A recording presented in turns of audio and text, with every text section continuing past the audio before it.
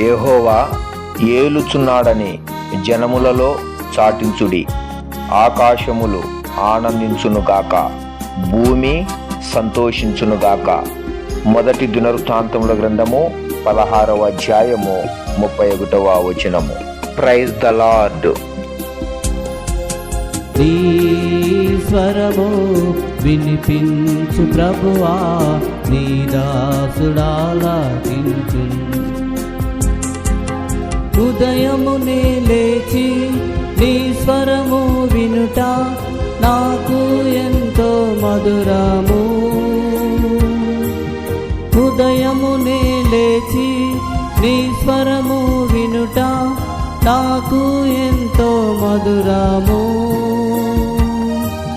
దినమంతటి కొరకు తను సిద్ధపరచు రక్షించు